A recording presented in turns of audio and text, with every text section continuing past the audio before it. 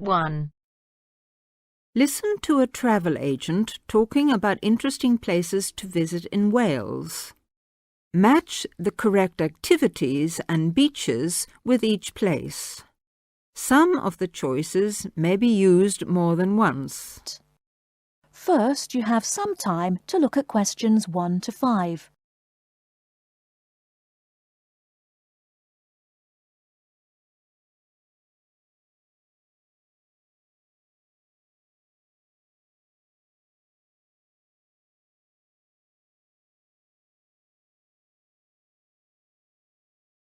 Now, listen to the talk.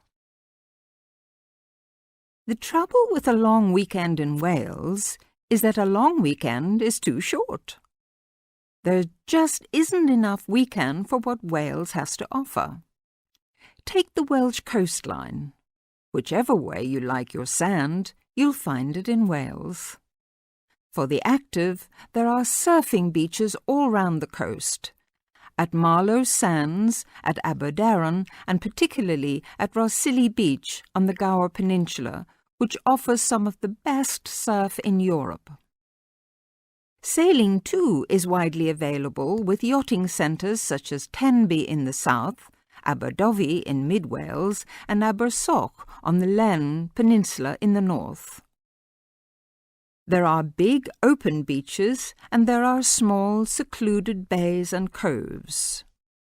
The 6 miles of Pendine Sands, for instance, in Carmarthen Bay, are so long and wide that they are frequently used for different kinds of racing events. While Llandwyn Bay, on a southern corner of Anglesey, offers 4 miles of sand and dune and countless vantages for the spectacular view across the bay to Snowdonia. Barrow Bay in the Pembrokeshire National Park is as secluded as they come, and like Munt, a golden sandy beach trapped in a tiny sheltered cove at the southern end of Cardigan Bay, basks in tranquility. And of course, there are many old fishing villages, Llangrannog and Barmouth among them. Before you hear the rest of the conversation, you have some time to look at questions 6 to 10.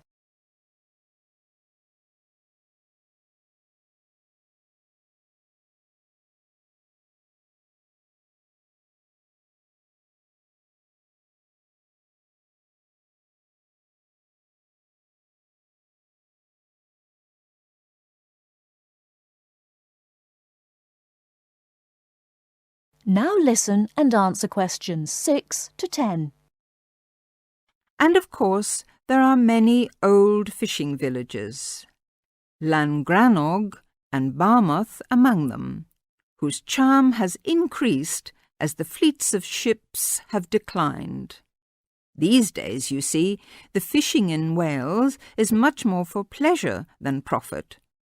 For sea fishermen, rivers like the Dee and the Usk provide some of the most available salmon fishing in the UK.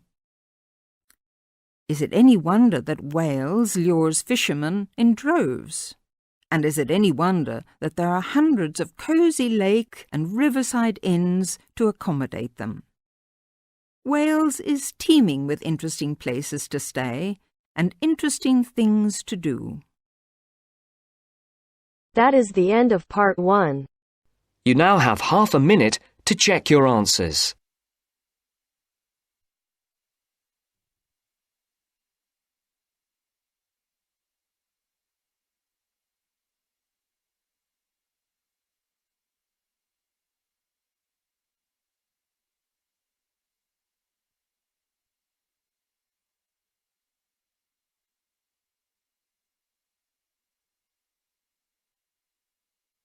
Now turns to part 2. Part 2. You will hear a talk by a tour guide. First, you will have some time to look at questions 11 to 17.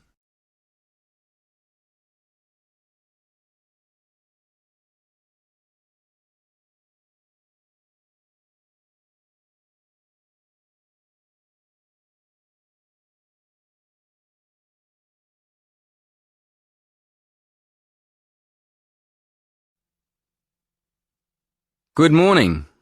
Welcome to the Science Museum. There's so much to do here. You could spend all day going from one exhibition to another. But if your time is limited, I'd suggest choosing maybe just one main exhibition. At the moment, I suggest that you don't miss our new exhibition of everyday inventions.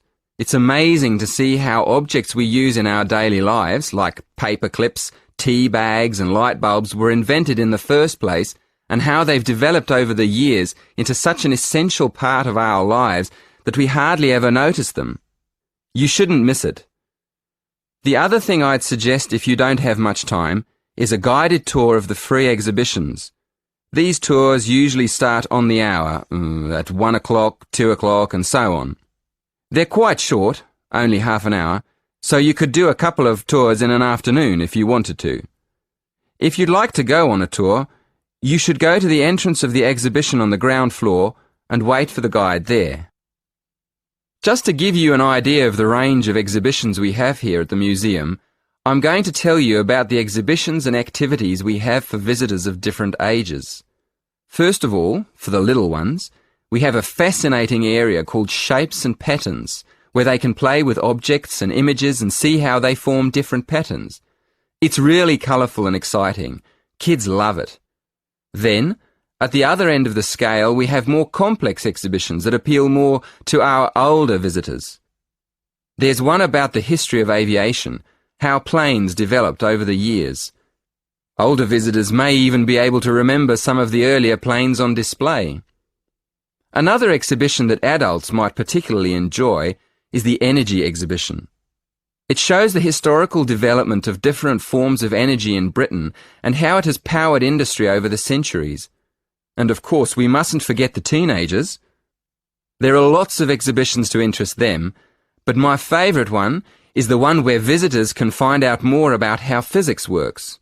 It's a fun exhibition with plenty of hands-on activities that explore how light and heat and chemicals work. I still go there myself now and then. It's brilliant. Before you hear the rest of the talk, you have some time to look at questions 18 to 20.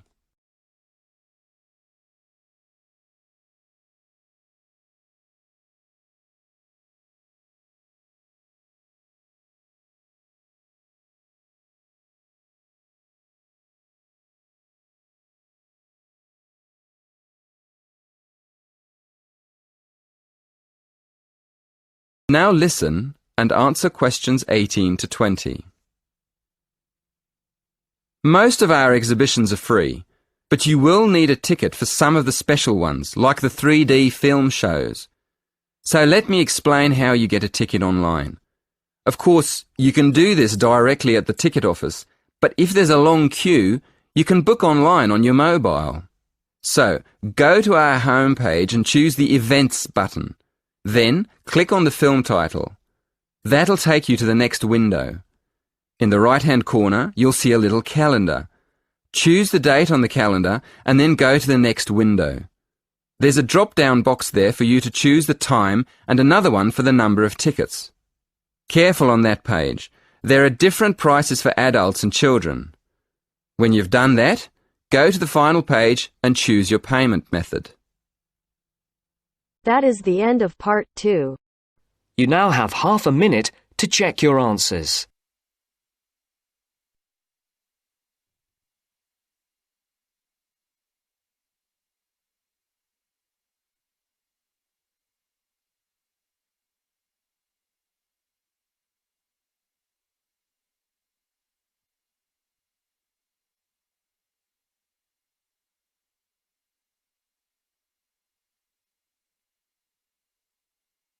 Now turns to part 3.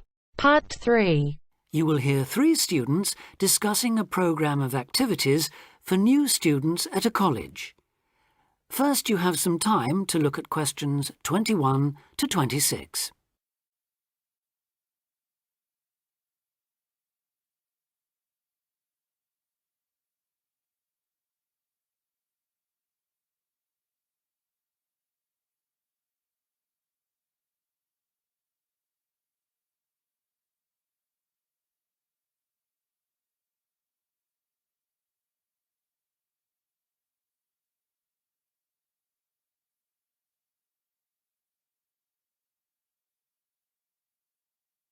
Now listen carefully and answer questions 21 to 26. So you were both on last year's orientation course then? How did it go? I loved it. The activities were well organised and I met people from all over the world. Yes, it was useful. And you think I should sign up for this year's course? Yes, definitely. Apart from being fun, it really does prepare you for all the things you have to do in your first couple of weeks. In fact, one of the most useful things was chatting to people who'd already been there for a year, so-called senior students. They'd been on the orientation course the year before last and recommended it to us. Oh, and there was a great atmosphere at the formal dinner too. It was so colourful with people in their traditional dress from Asia, Africa, South America. It was one of the high points of the whole week. That was right at the end, of course. The first thing they did on the Monday was take us on a guided tour of the Students' Union. And after that, they took us round the city centre, showing us things like the bus station, the main shops. And the best pubs. Right, so it was very worthwhile. Yes, though maybe they could have taken us to a better nightclub. The music at the place we went to was lousy. That's a matter of taste, surely. Well, anyway, the next day they showed us around everything on the campus. And believe me, it was everything. We must have walked miles. I could have done with less information on every building in sight, given that I'll probably never need to go into half of them, and a bit more on places everyone's likely to use at some time or other, like the sports block, the health centre, the bicycle and car parks. Which reminds me, there was an afternoon session on how to drive in this country, which seemed to me a bit weird, you know, for a university course. I suppose it's because there have been accidents involving students who aren't used to people driving on the left. I was there, actually. How was it? Well, I must say I was a bit disappointed. There were some useful driving tips, but it might have been more helpful if it had included stuff for pedestrians. How to avoid getting run over, for example. You didn't go to the session on safety then? No. Well, apparently that dealt with road safety for pedestrians, along with lots of other aspects, of course. I wasn't there myself, but that might be something worth going to, Julia. Before you hear the rest of the discussion, you have some time to look at questions 27 to 30.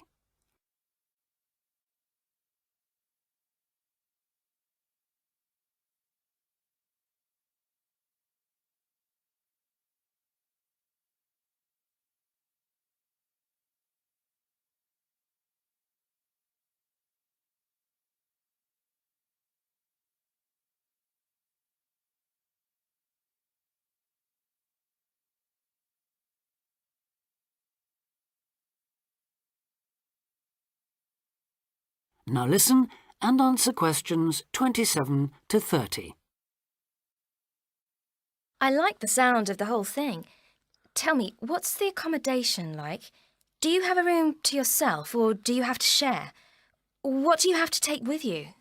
For the orientation course, you'll have an individual room in one of the halls of residence.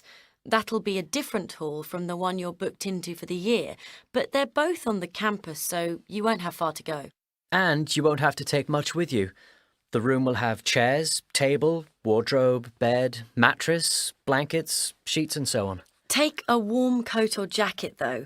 It may well rain, and it's unlikely to reach even 20 degrees in late September. But it shouldn't drop below about 10, at least during the day, which is something, I suppose. Right. Now, I know they can't do much about the weather, but did you have the feeling that they were looking after you on the course? Yes, we did. There were some little touches that showed they'd thought about what it was like to be starting a course of study abroad. Such as? Well, it's just a small example, but they gave us free email access to contact people at home. 30 minutes, if I remember correctly. Actually, I think it was 20. Yes, you're right. I was on for over half an hour and paid for an extra 10 or 15 minutes. Not that it was much. Emails don't take long to write anyway. No, they don't. So, just one more thing. The timetable. When does the course actually start and finish?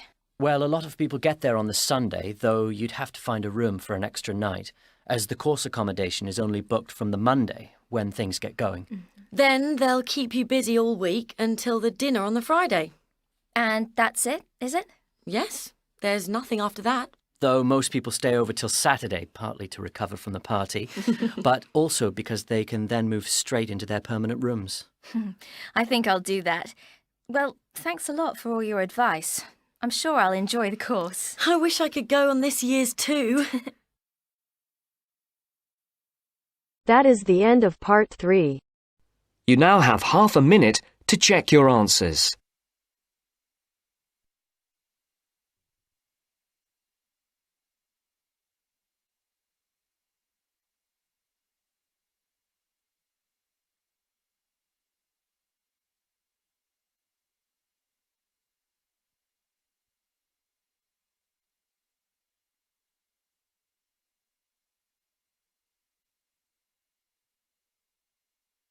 Now turns to part 4.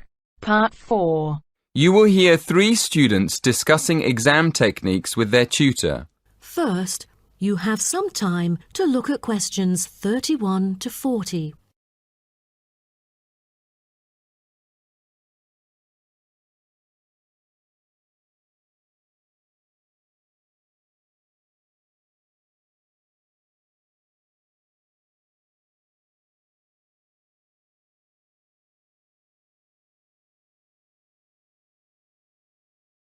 Now, listen carefully and answer questions 31 to 40. Morning, everyone. I thought we'd get together today and just talk about exam techniques. I'm sure everyone has different ideas about them. So, shall we find out what you do first when you get into an exam? Check that you have the right exam paper? It sounds funny, but students do actually answer the wrong exam paper sometimes. So check that it's your exam first. Then what? Write your examination number on the answer sheet? Well, it might sound obvious, but writing your examination number at the beginning of the exam can be a good idea. Apart from making sure the examiner knows who wrote the exam, can anyone say why? It can help you relax? Yes, that's right. Doing something easy like that gives you a chance to calm down. Right, so what do you do next? Read the questions carefully. Well, before you read the questions, what should you do? Read the instructions. Yes, you should read the instructions next. You need to know how many questions you have to answer and whether you have to answer all the questions or only some. What other important information do you need to check before you start? How much time you have? Yes, Jerry's right. You need to make sure that you know how long the exam is so you can manage your time properly. OK, what do you do next? Read the questions. Yes, it's very important to read the questions, not just once, but several times. I usually make a few notes when I'm looking at the questions. Sometimes a question looks easy, and then when you start writing, you realize that it's actually more difficult than you thought. Yeah, but you don't want to spend too much time writing notes. No, but it's a good idea to jot down a few ideas to see if you can remember the arguments for the topics you studied most. Once we've decided, is it better just to start at the beginning and answer the questions as they appear on the exam, or should we start with the easy questions? Well, I start with the questions that I know better and leave the ones I'm not sure of for the end. That's what I do. But I still keep an eye on the clock, especially when the questions are all worth the same number of marks. Mac's right. If you write one very good answer, but it's only worth 30% of the marks, you still lose the other 70% on that exam. So it's better to write our main ideas for a question, even if we don't have time to answer it properly. Yes, absolutely. We can't give you marks for writing nothing. But if you give us your main ideas, we can give you some marks. Oh, really? I wish I'd known that in my last exam. I spent all my time writing a long answer to one of the questions and didn't get round to the other two. I didn't understand why I got such a low mark. Yeah, that's what happened to me. Luckily, my tutor explained it afterwards, so I never did that again.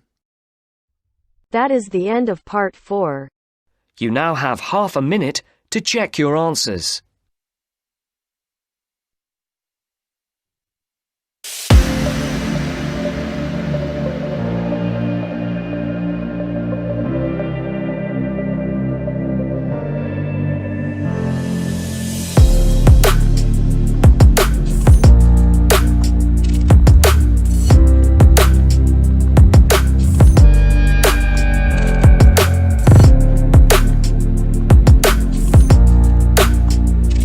That is the end of the test. You now have 10 minutes to transfer your answers to your IELTS listening answer sheet.